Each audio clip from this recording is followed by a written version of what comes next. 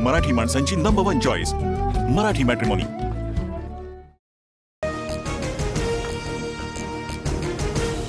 हिंदी भाषेसंदर्भातील दोन्ही शासन GR रद्द।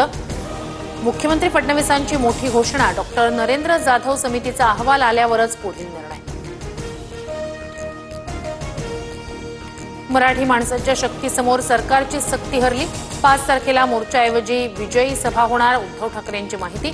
सभेला ठाकरे बंधू एकत्र येण्याची शक्यता। मराठी माणसांना एकत्र येण्यासाठी संकटाची वाट पाहू नये, एकजूट कायम राहावी, उद्धव ठाकरेंचं वक्तव्य।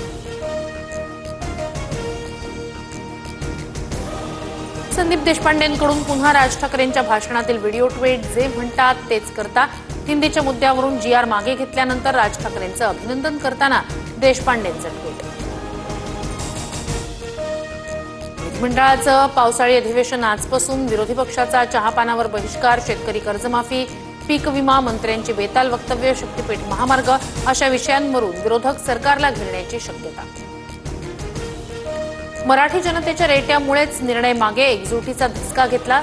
सरकारवर नेमका कुणाचा दबाव? राज ठाकरेंचा सवाल। तर जाधव समितीला महाराष्ट्रात काम न करू देण्याचाही इशारा।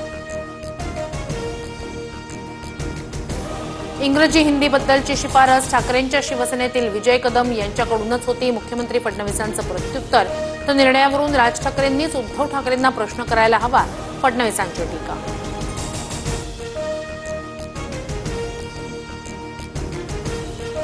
माझ्या अध्यक्षतेखाली फक्त अभ्यास समिती नेमली गेली।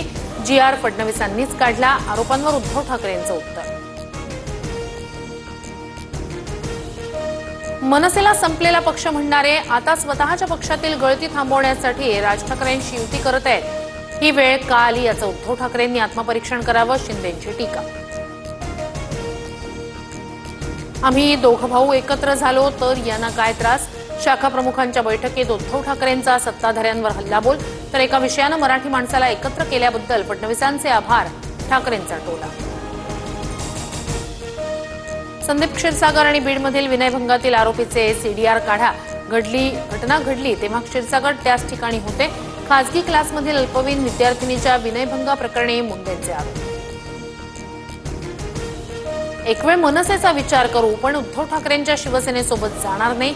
दोन्ही शिवसेना आणि मनसेनं एकत्र येण्याच्या गजानन कीर्तीकर यांच्या भूमिकेवर उदय सामंतांची प्रतिक्रिया। शिवसेनेच्या राष्ट्रीय कार्यकारिणीची दुपारी बैठक। एकनाथ शिंदेंना पुन्हा मुख्य नेता म्हणून निवडलं जाणार। 1988च्या बॅचचे IAS अधिकारी राजेश कुमार महाराष्ट्राचे मुख्य सचिव असणार। राजेश कुमार दुपारी 4 वाजता पदभार स्वीकारणार। जरांगे पाटलांकडून पुन्हा आंदोलनाची हाक। 27 ऑगस्टला अंतरवलीतून निघायचं आणि 29 ऑगस्टला मुंबई गाठायची। आता रणभूमीत उतरायचं, जरांगेंची मोठी घोषणा। मराठी माणसांची नंबर 1 चॉईस मराठी मॅट्रिमोनी।